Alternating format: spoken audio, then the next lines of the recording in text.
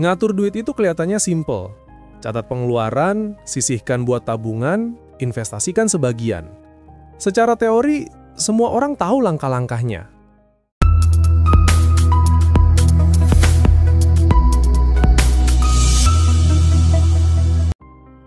Tapi anehnya, kenapa begitu gajian datang, duit bisa lenyap tanpa jejak dalam seminggu? Padahal kamu udah janji mau nabung, mau hidup lebih disiplin. Tapi tiba-tiba muncul aja godaan kecil. Cuma sekali doang beli kopi mahal.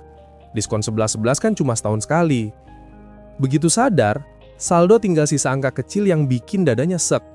Ini bukan karena kamu nggak ngerti teori, tapi karena hidup nggak bisa dijalani pakai template Excel doang.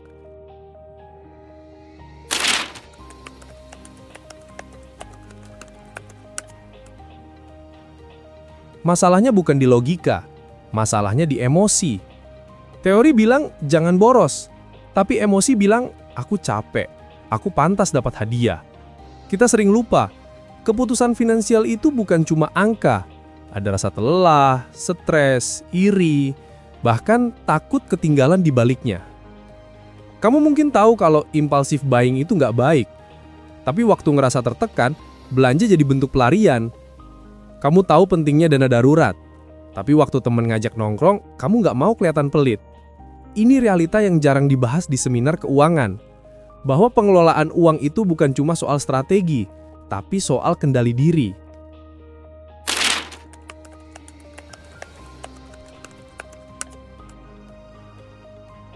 Kita ilustrasikan dua orang dengan penghasilan sama 6 juta per bulan. Yang pertama, si Raka. Raka punya rencana keuangan yang rapi banget di awal bulan. Tapi di minggu kedua, stres kerja bikin dia sering pesan makanan online. Tanpa sadar, budget makan bocor 3 kali lipat. Yang kedua, si Dita. Dita nggak terlalu ribet nyusun rencana. Tapi dia punya kebiasaan satu, selalu transfer 10% gaji ke rekening lain begitu gajian datang. Sisanya, baru diatur buat hidup.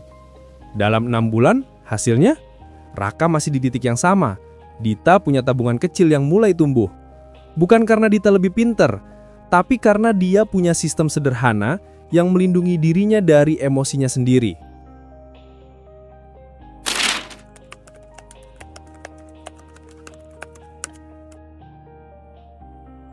Satu, kita nggak punya sistem, cuma niat.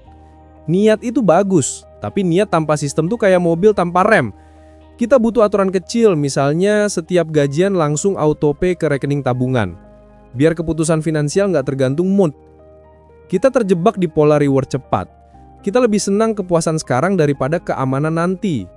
Padahal kebebasan finansial itu hasil dari sabar menunda kesenangan kecil hari ini. Kita takut kehilangan momen. Fear of missing out itu nyata. Kita takut kelihatan ketinggalan dari orang lain yang tampil mapan.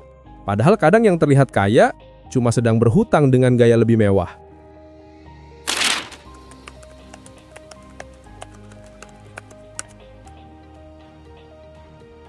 Kamu nggak perlu langsung jadi orang paling hemat di dunia. Mulai dari satu perubahan kecil. Misal, tiap hari catat satu pengeluaran. Atau simpan uang receh di satu wadah. Biar kecil, tapi itu membangun kesadaran finansial kamu. Sadar kalau uang itu alat, bukan tujuan. Sadar kalau kesuksesan finansial itu nggak datang dari gaji besar, tapi dari kebiasaan kecil yang diulang setiap hari.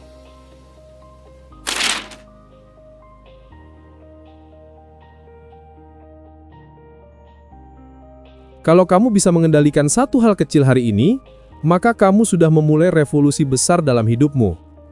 Karena ngatur uang itu bukan tentang berapa banyak kamu punya, tapi tentang seberapa baik kamu memelihara yang kamu punya. Uang itu kayak air, kalau nggak kamu arahkan, dia akan mengalir kemana saja tanpa sadar.